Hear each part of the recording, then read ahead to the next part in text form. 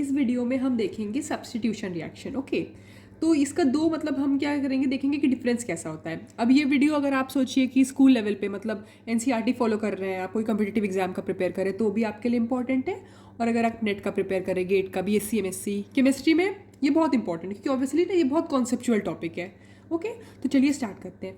अब देखिए पहला हमारा है सब्स्टिट्यूशन न्यूक्लियोफिलिक बायोमोलिकुलर, SN2 इसे कहते हैं ना। अब आपको आप ये क्वेश्चन आ सकता है कि इसे SN2 क्यों कहते हैं।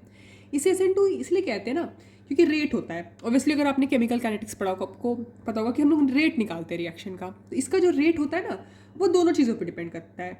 मतलब अगर सोचिए ये न्यूक्लियोफाइल है, ऑब्वियसली न्यूक्लियोफाइल ऐसा कोई स्पीशीज होता है जिसमें चार्ज होता है। चार्ज मतलब क्या, नेगेटिव चार्ज या फिर सरप्लस ऑफ इलेक्ट्रॉन्स होते हैं। ओके, तो ये न्यूक्लियोफाइल के कंसेंट्रेशन पे भी डिपेंड करेगा और ये अल्काइल हैलाइड के कंसेंट्रेशन पे भी इसका रेट डिपेंड करेगा। इसीलिए इसे बोलते हैं सब्स्टिट्यूशन न्यूक्लियोफिलिक बायोमोलिकुलर रिएक्शन। अब देखिए बात होता है कि इसमें आप देख सकते हैं न्यूक्लियोफाइल है हमारा, ऑब्वियसली इस वाले कार्बन पे अटैक कर रहा है और ये Cl लीव हो रहा है।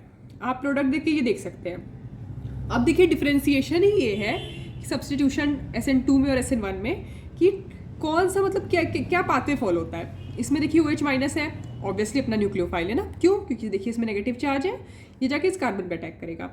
यहाँ पे देखिए एक ट्रांजिशन स्टेट बनता है। देखिए 5 मेंबर का, 1 2 3 4 5 मेंबर का ट्रांजिशन स्टेट बना। ठीक है, मतलब एक वक्त पे ये वाला बॉन्ड हट रहा है और ये वाला बॉन्ड बन रहा है। ठीक है, ये हमारा ट्रांजिशन स्टेट। उसके बाद मतलब एक ही स्टेप में हुआ। उसके बाद नेक्स्ट स्टेप में क्या होता है, ऑब्वियसली इसका बॉन्ड हट रहा था, ये हट जाता है, ये बाहर निकल जाता है और ये हमारा प्रोडक्ट बन जाता है। ठीक है, अब आपको ध्यान क्या रखना है, obviously chemistry point of view से इसमें क्या होता है ना, देखिए एक तो रेट डिपेंडेंस है इसका, इसलिए SN2 कहते हैं। ठीक है, दोनों पे डिपेंड करता है, इसके कॉन्सेंट्रेशन और इसके कंसेंट्रेशन। इन्वर्जन का क्या होता है, मतलब इन्वर्जन मतलब देखिए आप सोच सकते हैं ना कि छाता होता है। सोचिए आपने देखा होगा इस तरह से छतरी है।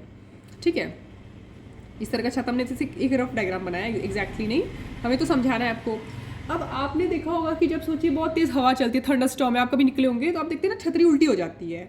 ठीक है, क्या हो जाएगा, उल्टा हो जाएगा। इस तरह का यहाँ पे होता है, इसलिए इसको इन्वर्जन कहते हैं इस वाले में। अब देखिए छतरी क्या होता है, आप सोचिए कि आप जब बहुत तेज़ हवा चली, आप ऐसे चल रहे थे तो छतरी क्या होती है, देखिए इस तरह से हम दिखा रहे हैं स्लैंटिंग में, वो आपकी छतरी देखेंगे ये डंडा यहीं पर रह जाएगा, ये उलट जाएगा। ये इस तरह से आप सोच सकते हैं। अब केमिस्ट्री के पॉइंट ऑफ व्यू से आप कैसे निकालेंगे कि इन्वर्जन है कि नहीं। ठीक है, तो देखिए ये वाले में तो बोलना मुश्किल। देखिए ये यहाँ से पीछे से अटैक किया, बात आप ये समझिए ना कि ये इस तरह से अटैक किया पीछे से, ये यहाँ से निकल गया, ये जुड़ गया।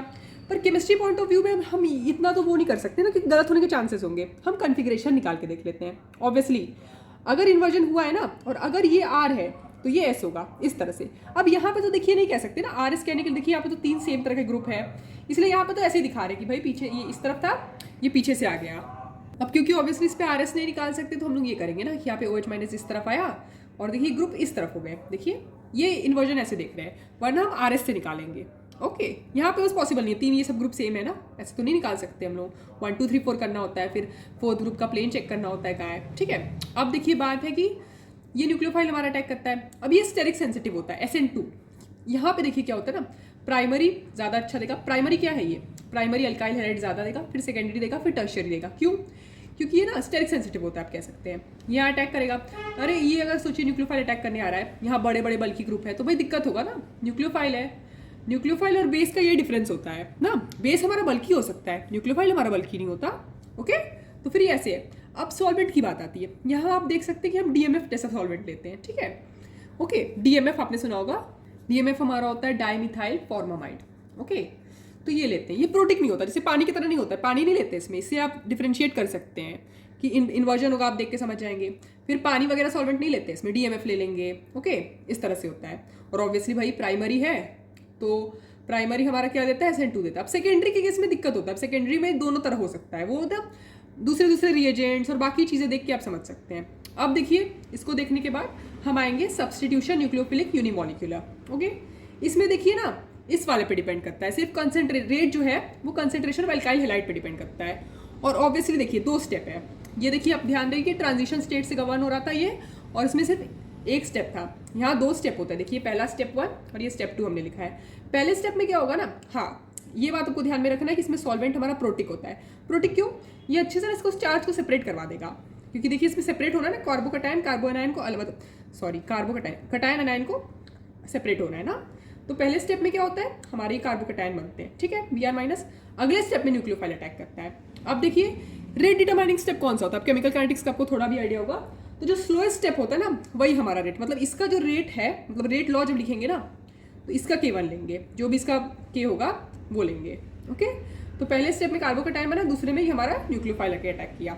अब देखिए इसमें देखिए आप, उसमें देखिए न्यूक्लियोफाइल का बहुत इंपॉर्टेंट रोल था भाई। वो आ रहा है ना, आके वो धक्का मार के निकाल रहा है एक तरह से, अगर आप वेग टर्म्स में बोले।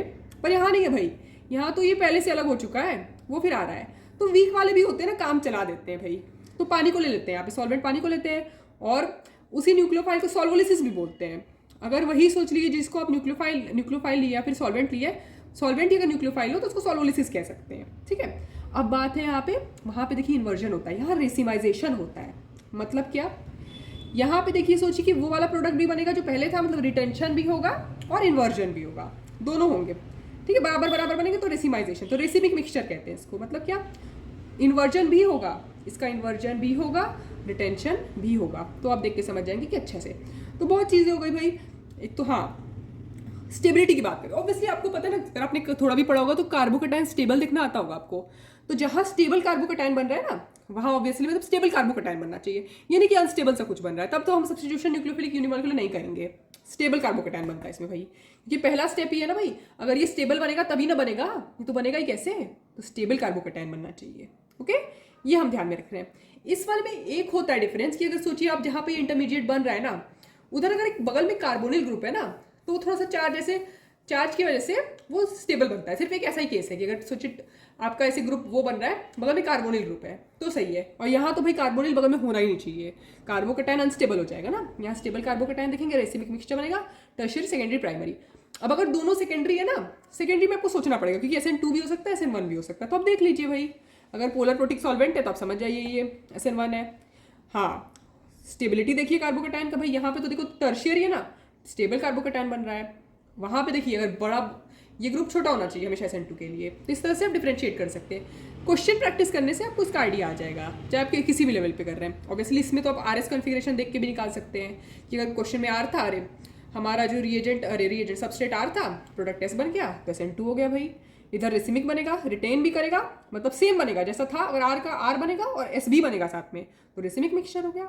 बस इतना सा देखने में आप सारे लेवल का क्वेश्चन सॉल्व कर सकते हैं। Thank you.